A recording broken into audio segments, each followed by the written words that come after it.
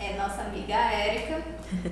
Olá pessoal, boa noite. Nós estamos hoje aqui com o grupo Harmonia e Luz, formado por, a nossa apresenta, Victor, Daiane. E a gente vai debater hoje sobre o tema Milagres Existem. E antes de começar o nosso estudo, vamos fazer a prece com os meninos aqui cantando e tocando.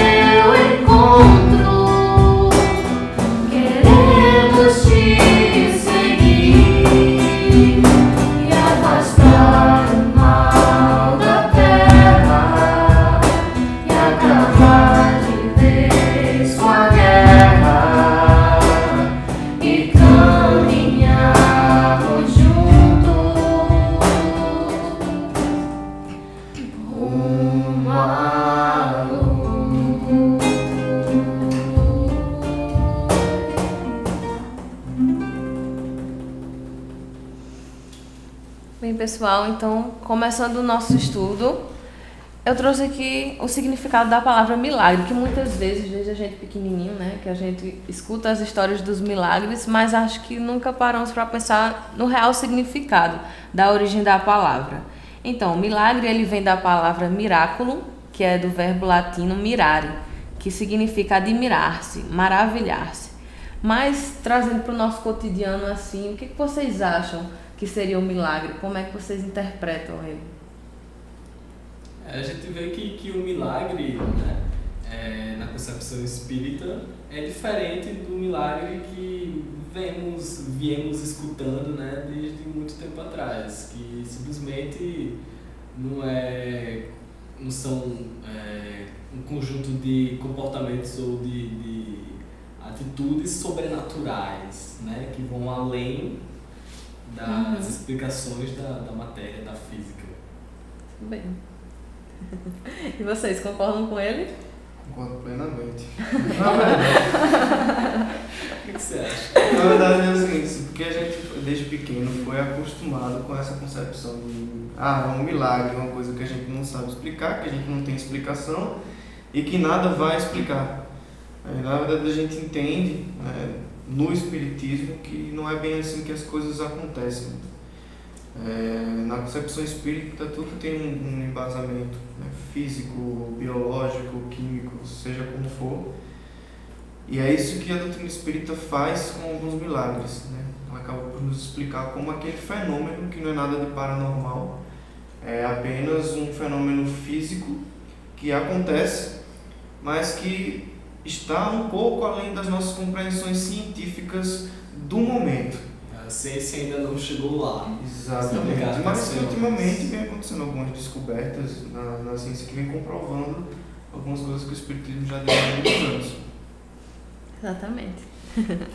E acredito também que o primeiro local assim que nós ouvimos falar dos milagres, tirando as situações assim cotidianas, foi justamente na Bíblia, onde conta, né, faz o relato dos milagres de Jesus.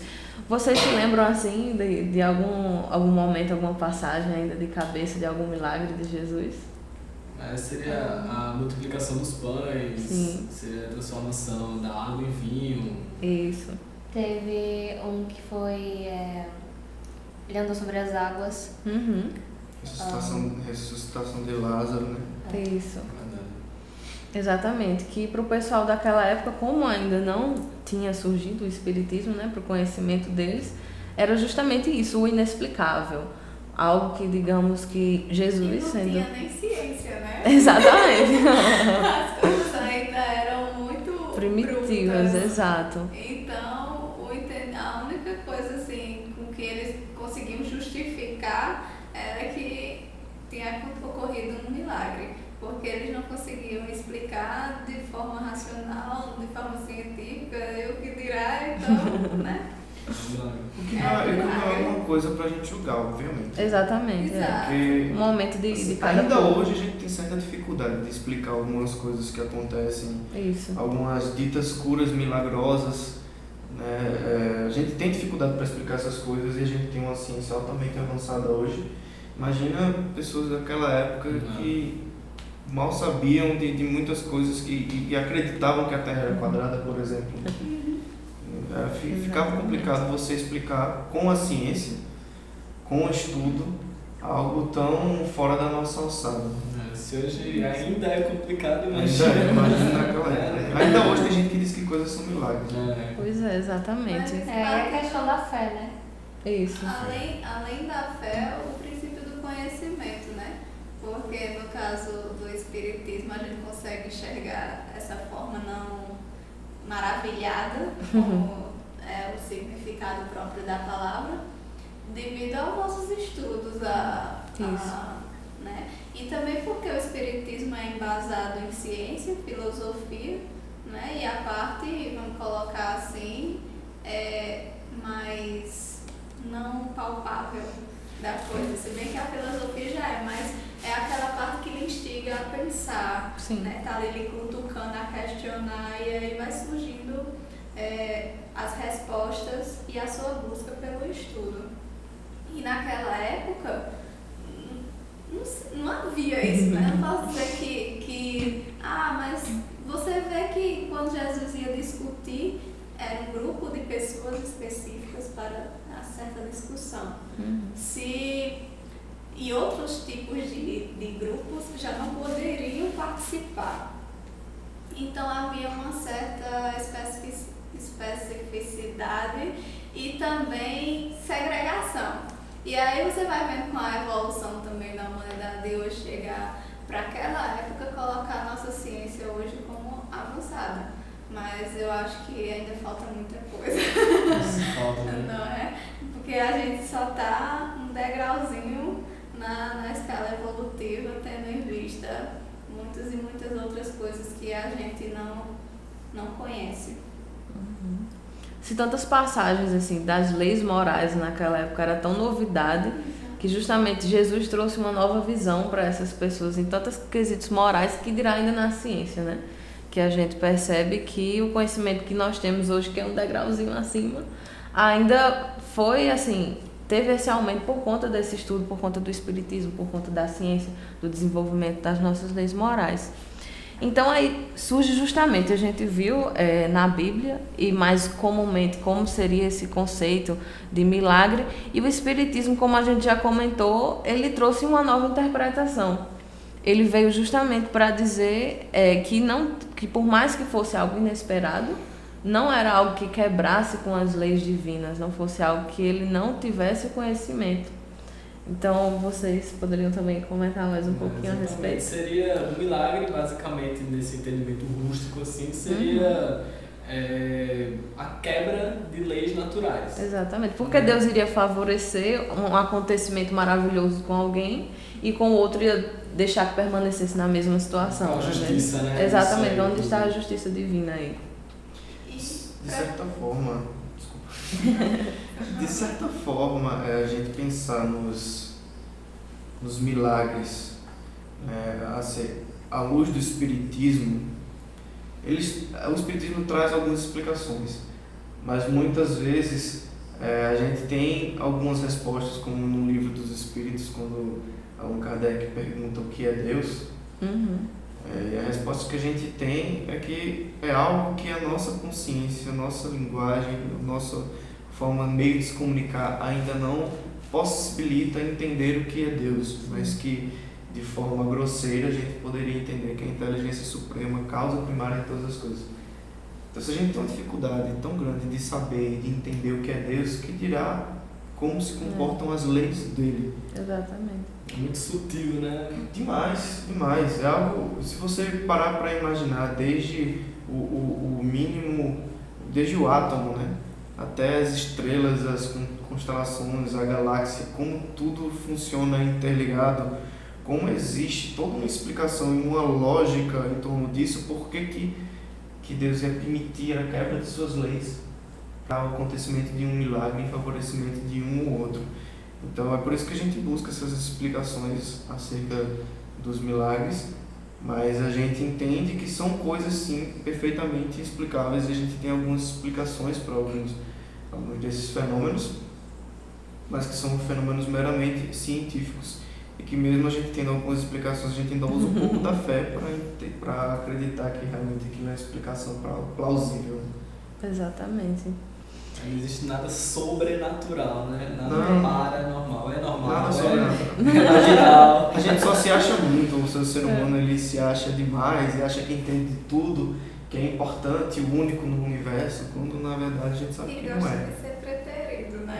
Porque imagine, só na Terra existe mais de 1 bilhão de pessoas, provavelmente. 7 Agora, bilhões. Agora eu acho que deve ter muito mais, porque misericórdia. O tanto de gente que morre ainda fica. Então, e você ser sorteado, né, nesses 7 bilhões. Nesse universo inteiro. Pois Um evento aleatório. Isso só na Terra, né? Porque se você imaginar o restante dos mundos, então a criatura realmente é o filho preferido. Essa loteria aí. E além disso. As leis de Deus. Exatamente. E além disso, ainda caracteriza, coloca, né, características humanas, extremamente humanas, para Deus. Um ser que a gente não faz nem dimensão da perfeição que é, né? Exato. E daí então, através dos estudos, através dos livros, o Espiritismo ele vem fazendo algumas interpretações justamente desses milagres mais específicos que Jesus realizou, tentando explicar para a gente, na nossa mera linguagem, ainda em evolução, pelo menos para a gente entender, ver que ele não era sobrenatural, que ele tinha uma causa realmente que não era uma obra do acaso. Então a gente pode até citar começando a multiplicação dos pães e dos peixes, que foi esse momento em que Jesus viu a necessidade para alimentar aquelas pessoas que estavam necessitando e que tinha aquele número reduzido deles. E daí então ele fez essa multiplicação. Como vocês acreditam que se deu este fenômeno? Através de quê? Eu acho que foi milagre.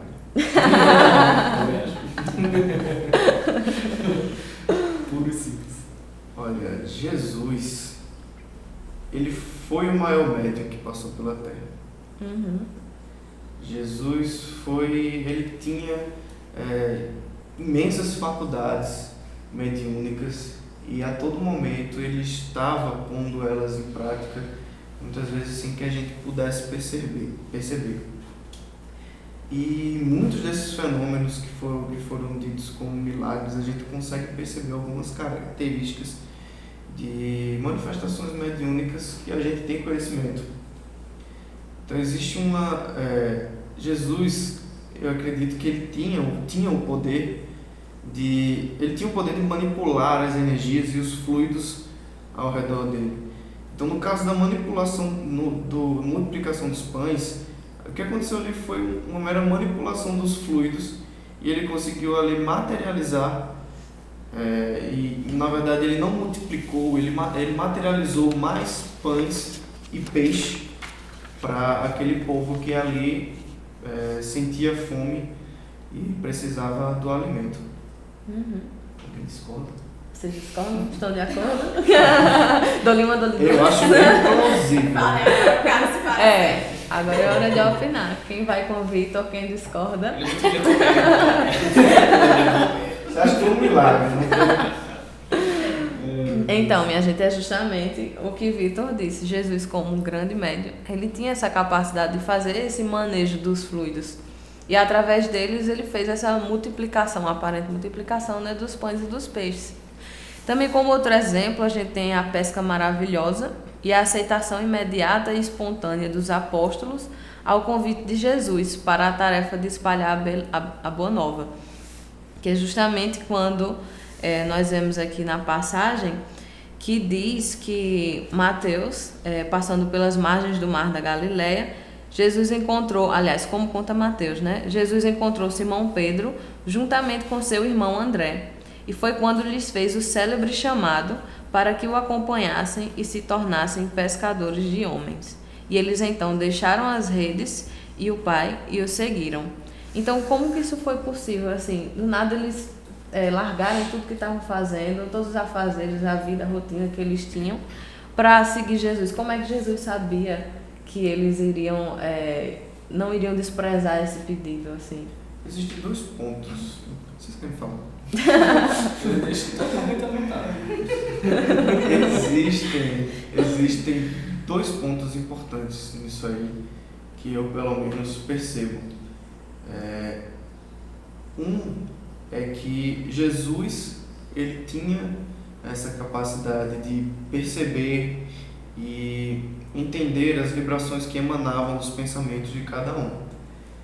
E com isso, para ele era muito fácil saber que uma simples sugestão como essa que ele faria, as pessoas elas seriam aceitas de prontidão.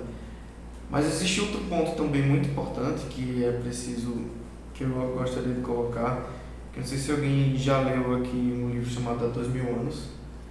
Ele é um romance e ele conta a história de Públio Lentulus, que era um senador romano, na época que Jesus passou pela Terra. Ele era um cara que não acreditava em Jesus, né, naquele mestre, no Messias. E ele teve a oportunidade de ter um encontro com Jesus, de estar frente a frente com Jesus. E o sentimento que ele relata, Públio Lentulus, que foi uma das primeiras encarnações de Chico Xavier, ele relata que estar de frente com Jesus fez com que ele fosse tomado de uma força e uma energia tremenda, que o emocionou de forma que ele nunca tinha se emocionado antes, e isso fez com que ele sentisse a bondade e o espírito elevado e o poder que Jesus tinha. Então, eu imagino assim como não deve ser você estar diante de um ser como este, né, que sabe o que você está pensando e, além de tudo, ainda te faz uma sugestão como essa. Eu não teria como recusar. Eu, sinceramente, eu não sei como fazer para recusar algo como esse. Eu não consigo resistir a chocolate, mas E é interessante, assim, que a gente ouve muitas histórias de que só bastava ele estar na cidade, Sim. você já sentia Uma as energia vibrações diferente, né? diferente. Tamanha emanação, né? Exato. Representação de- Hoje a gente também vê alguns líderes assim, né, que vivem para caridade e tudo mais, e só em você estar no mesmo ambiente, muitas Isso. pessoas relatam de que a energia é diferente, né? de que a vibração que se sente ali é totalmente diferente. Tem algumas até que ficam bastante emocionadas e tudo mais. Então imagina Jesus. Eu acho que não só nesses lugares específicos, eu acho que em qualquer lugar que estejam todas as pessoas em sintonia, acho que passa essa emoção. É verdade. As emanações, né? Vibrando o mesmo pensamento, a mesma positividade, né? Agora eu lembrei de um relato de Valdo Pereira Franco, que disseram que numa visita que ele fez, ficou um cheiro agradável de rosas no ambiente e que perdurou por alguns dias.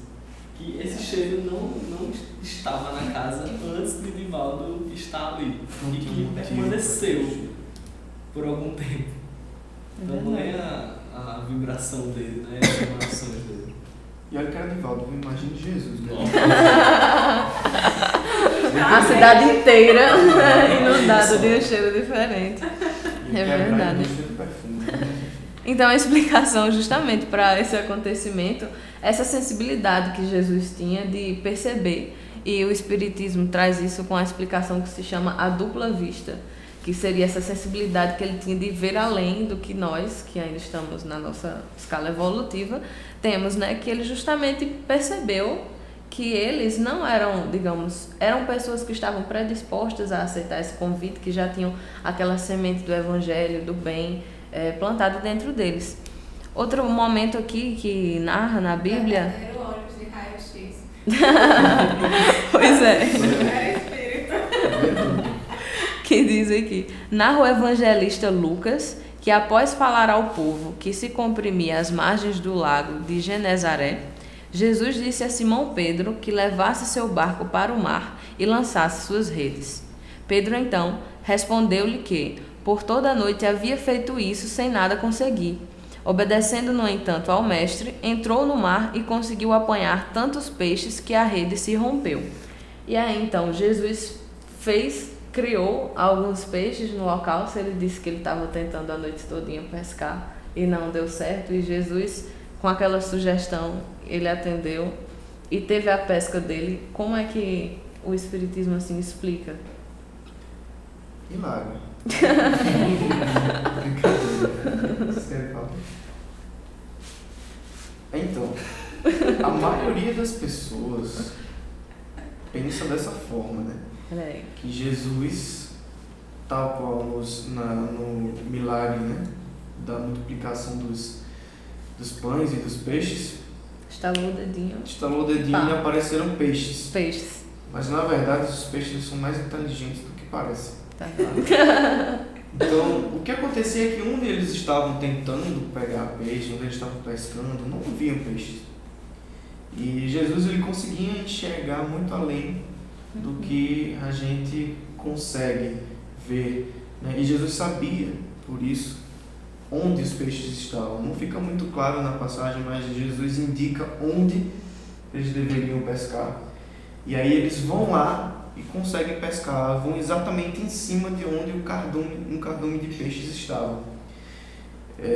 Então, assim, mais uma vez mostra o poder mediúnico que Jesus tinha, o poder que ele tinha de enxergar as coisas além do que nós enxergamos, mas, acima de tudo, de como ele usava isso para demonstrar como nós somos pequenos ainda, né?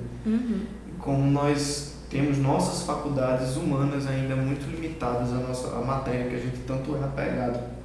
Além do saber, né? Porque não seria só mediunidade, o espírito milenar com ricos conhecimentos. Então seria a mesma coisa de tipo mandar pescar ou mandar um pescador pescar. E naquele tempo, às vezes, diante das dificuldades ambientais, né? Eles que já estavam acostumados a fazer aquilo não estavam mais encontrando a causa diante da escassez. E Jesus, com seu vasto conhecimento de tudo, ambiental, biológico, enfim, né, foi capaz de fazer esse milagre. Explicado justamente através também dessa dupla vista, que ele poderia enxergar onde justamente estava passando o cardume naquele momento e falou para o rapaz, e daí teve essa pesca maravilhosa, como diz. Outro exemplo aqui foram as possessões ou libertações de obsessores. Isso já na linguagem assim espírita, né? Mas fala-se, por exemplo, no Evangelho de Marcos, de um possesso cego e de um mudo, que é apresentado a Jesus, digamos, os demônios que haviam nele, que estavam deixando ele alterado e comumente chamado de endemoniado, né? Através da presença de Jesus, aquilo cessou e ele voltou a se sentir bem, se sentir normal. Então, eu acho que o Espiritismo, acho não, né? Tenho certeza, que ele explica justamente através disso, que não seriam demônios, porque no Espiritismo não existe essa nomenclatura, demônios e tudo mais. Seria justamente um processo de desobsessão, que ele estava provavelmente com espíritos com mais intenções naquele momento. Vocês concordam, discordam? Com E certeza. daí? Concordo. Tem algo a acrescentar? Eu tenho uma coisa a acrescentar que eu acho bem interessante no próprio Livro dos Espíritos. Quando Kardec ele resolve perguntar se nós somos influenciados pelos Espíritos. E a resposta que a gente tem é o que? Mais do que a gente. Mais do que nós próprios imaginamos. Pois é, a todo Nós momento. somos muito influenciados pelos Espíritos dia a dia. Às vezes eu paro assim, eu tenho um pensamento que eu paro e faço. Rapaz, não acredito que eu pensei isso não. Isso aqui não tem nada a ver com minha cabeça não. E a gente, agora também se você for parar pra E ficar também fissurado você nessa consegue questão. identificar, né? Que É. alguma coisa então. ali, Será que é, será que não é? É verdade. A gente é tão influenciado, e o perigo está no momento que a gente não percebe isso e não trabalha isso na gente. E aí a gente começa a ser influenciado num nível tão alto que aí começa a ser categorizado como uma obsessão. Exatamente. Essas libertações que eram ditas como os demônios, né, nada mais é do que isso, né? Um processo obsessivo de alto grau, onde muitas vezes chegava a acontecer a subjugação, que é quando a gente não tem mais nenhum controle sobre o corpo físico, né? Apenas o obsessor está ali tomando conta de todas as suas faculdades físicas. É verdade. Exatamente. Eu acredito que nessa sua explicação de influenciação, né? Você falou no aspecto negativo, né? De maus espíritos influenciando Sim. a gente. Então será que a simples presença de Jesus por si só não seria uma grande influência para tirar o Exato. É obsessor? porque na verdade a gente Eu quer acho que falar. depende também da sua sintonia. Se você tá mais para coisa negativa ou coisa positiva, o que você pensa é o que lhe atrai. Exatamente. Porque será que aquele espírito obsessor diante daquela influenciação? Porque o que acontece? A gente nesse quesito de obsessão e influência, é um ponto que dá pano para muita manga e muita discussão. Mas uma coisa que eu acho muito interessante é que a gente muitas vezes não percebe que essa obsessão a gente também acontece do encarnado para o desencarnado. Exato. Muitas vezes a gente perde um ente querido e fica naquele sofrimento, naquela relutância de não aceitar, Pedindo, chamando. pedindo que ele volte, Que interceda pela coitado, tá quase família. voltando, dizendo, me deixa eu ir embora. Entendeu? Então, assim, isso também acontece, esse tipo de obsessão, isso prejudica o espírito lá do outro lado. Isso. Então, mas quando eu falo assim, dos casos ruins, é porque realmente está falando da obsessão. Mas a obsessão nada mais é do que uma influência num alto grau com um intuito ruim das atitudes. Mas a influência também existe. Eu acredito que grandes descobertas da ciência que foram feitas, Com certeza. elas foram influenciadas, os cientistas são influenciados cotidianamente para fazer determinadas descobertas que você faz, pô, mas como o cara chegou nisso? Simples dedução? Né? Não. Então, provavelmente não. Isso. Em relação aos outros milagres, a gente vê também um que causa assim, bastante polêmica e desperta curiosidade, que são as ressurreições retratadas na Bíblia com a filha de Jairo e também com Lázaro, e que a gente percebe através dos estudos, através também do avanço da ciência, não só assim do surgimento do espiritismo, que a explicação para muitos casos, que até hoje em dia também a gente vê a letargia, né, que faz a pessoa ficar naquele estado como aparentemente morto, mas que não está morto. E naquele momento em que Jesus encontrou com Lázaro, ele estava nesse momento de letargia, o corpo dele. E ao entrar em contato com essas energias, com aquele choque anímico que Jesus era capaz de fazer, ele pôde recordar os seus sentimentos, a sua razão, e teve a vida resgatada, né, como eles imaginavam naquela época. Já a filha de Jairo, eles contam também, o Espiritismo explica que ela apenas estava num processo assim, profundo de adormecimento, mas que também com a presença de Jesus, ela voltou a si. Também vemos as curas diversas, como paralíticos, como os cegos que voltaram a enxergar, que voltaram a andar. E a gente também percebe que o Espiritismo explica também da mesma forma, ao entrar em contato com essa energia de Jesus, com esse manejo de fluidos e tudo que ele poderia fazer, então aquilo para ele, né, assim, era fichinha. Aquela cura, que para nós poderia ser um milagre, uma coisa sobrenatural, ele na sua grandiosidade, na sua mediunidade, aquilo ele podia fazer facilmente. E daí, focando agora nos dias atuais, depois desse nosso estudo, por exemplo, hoje, casos em que uma pessoa está acometida por uma grave doença e que os médicos já estão desenganados a respeito da volta dela àquela saúde perfeita, aquela saúde do corpo físico, e de repente, aquela pessoa melhora e consegue se restabelecer, indo de contra toda a razão humana. Aquilo pode ser considerado um milagre depois desse nosso estudo? É milagre. É um merecimento, né? Acho que ela tinha que passar por isso para aprender. Ou porque mereceu. Isso. Então, Porque tudo tá nas leis naturais, tá na física, na química, na biologia. eu acho que você só, Nunca vai ser milagre, existe milagre. você só passa por aquilo que é para você carregar. Com certeza. Que você consegue, né? Deus não É dá o fardo caminho pesado a ombros leves. É o caminho de provas nas quais você precisa ser testada. É tipo assim, você tem escolhas e aí no final de um certo caminho você encontra lá o pote de ouro. Se você escolher outro caminho, não encontra nada.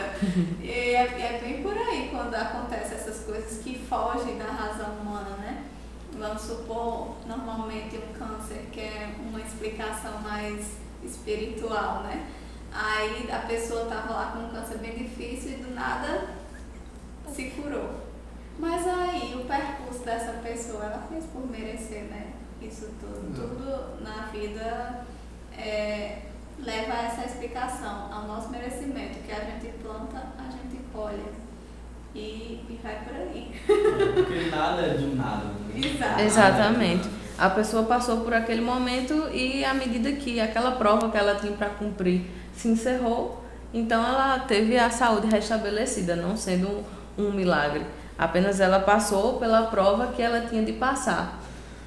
Então, em conclusão, a gente realmente acredita, através do Espiritismo, ele nos mostra que a doutrina acredita sim em milagres, mas não nesse sentido que, digamos, outras religiões podem acreditar, e no sentido comum da palavra, que diz que é algo inexplicável, algo sobrenatural, algo que some e foge a todas as leis. Então ele diz que justamente é uma causa assim, aparentemente inesperada, porém que aquilo tem uma razão de acontecer, que aquilo não é ao acaso. Vocês têm alguma conclusão final a respeito? Tem tempo? Tem tempo. Acervo histórico. Isso é bem interessante, tá? Porque a gente vê muitos casos como esse, inclusive casos em que as pessoas estão num processo muitas vezes vegetativo e milagrosamente elas voltam e depois desencarnam rapidamente. E aí, foi merecimento? Mas se fosse merecimento, por que ela desencarnou? Desencarnar é algo ruim? Então entram tantos questionamentos aí que são importantes, né? Mas eu vejo que muitas vezes não é só o merecimento da pessoa, às vezes ela tem alguma missão, algumas vezes ela tem uma importância espiritual na sua existência, onde a sociedade necessita dela. No círculo familiar, pessoas que dependem moralmente, né, dessa pessoa. Assim, existem N fatores, são tantas possibilidades que a gente podia fazer uns 3 evangelhos aqui pensando nisso. Mas eu acho que vai bem por aí, sabe? Tem esse tipo de explicação para essas situações. Nenhuma doença vem ao acaso, né? Não, justamente nada para a por gente acaso. expurgar todas essas energias. Uma vez eu ouvi numa palestra uma frase que era: bendita seja a dor ou a doença que purifica a alma.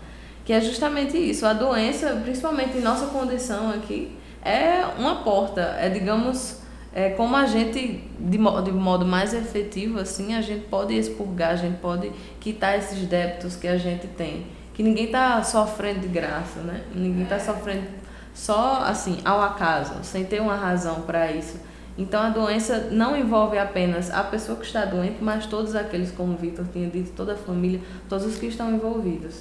Eu sou um exemplo prático disso. A gente estava com um cenário de que o servidor da federação foi invadido por hackers na verdade, e a gente precisando dar uma manutenção, consertar todo o estrago que foi feito e ninguém tinha tempo. Aí, num belo domingo, eu jogando bola, torci o tornozelo, 8 dias em casa de perna pra cima. Resolvi tudo que tinha pra resolver, o servidor ficou lindo, no final de semana de vem tá em volta, tá? Mas assim, me machuquei, aí Neto me disse, né? Neto fez: rapaz, eu tô achando que isso é espiritualidade pressionando aí. Aí fiquei Chamado da 8 espiritualidade. dias aí. sem trabalho, sem nada, só pra fazer Só isso. se dedicando. Tá vendo? Muito bem. Sempre tem um objetivo, assim, isso que acontece. Pois é. É verdade. A vez- Vocês poderiam falar um pouquinho assim da ideia de como surgiu a Harmonia e Luz, para que o pessoal de casa conheça um pouco mais de vocês. Foi ela. Pra concluir esse nosso estudo A aqui. culpa é toda dela. Não, o que acontece? A gente... Aqui na Federação aconteceu um encontro no carnaval todo ano chamado Enesp. E em 2012, em um desses encontros que eu Que vi... eu não queria vir. E tu veio por quê? Espiritualidade. Foi, espiritualidade. Tá Mamãe vendo? falou, você vai. Você vai. Eu não quero ir. Não vai Mas dizer não. Você vai. Vai. Importante, quando a mãe disse, você vai Olha. ter que ir. Cara, Então assim, num determinado momento tinha um passeio que a gente fazia. E no ônibus... Eu resolvi abrir a boca. Ela me deixou cantar no ônibus. Aí eu parei assim, eu fiz: todo mundo cala a boca, quem é que tá cantando? Aí eu cheguei, foi aí que eu conheci Daiane, eu convidei ela pra gente começar a tocar junto, depois junta com uma pessoa, conhece outra, vai incrementando, aí hoje o grupo tem 6 integrantes. Representados aqui por 3, porque não cabe na câmera tanta gente. Mas nós 3 aqui. Um alô pro pessoal que não pôde vir, tá aí, só observando. Foram proibidos de estar pra Na próxima eles fazem um rodízio, Pois é, aí vem os 3 só que os ficaram de 3, fora. Então, assim, para concluir o nosso estudo da noite de hoje, então a gente pede que os meninos façam aí uma prece encantada. Pode ser? E também lembrando, antes da prece cantada, que hoje nós temos um aniversariante entre Amém. nós. Parabéns, Vitor, mais primaveras aí nessa sua encarnação. Espero que seja a minha última encarnação. Só que Cabe um não. parabéns pra Só que Vitor não. aí. Não necessita, né? Não necessita. Então vamos comemorar o aniversário de Vitor com a prece musical.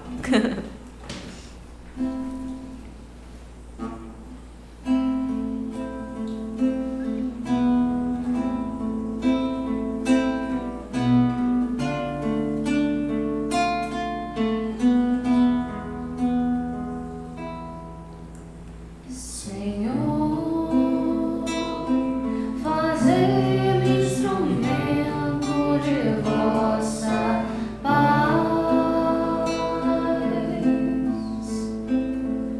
Onde houver ódio, que eu leve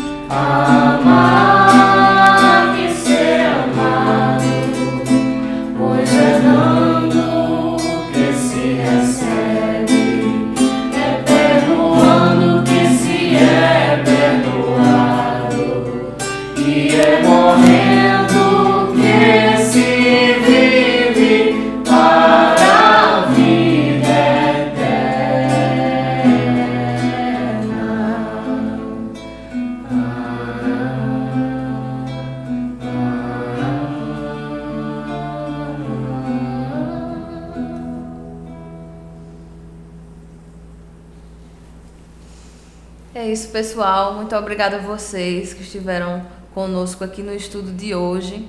Mando um beijo aí pro pessoal de casa que também interage sempre dando sugestões também. E é isso. Tchau, até a próxima, até o próximo mês.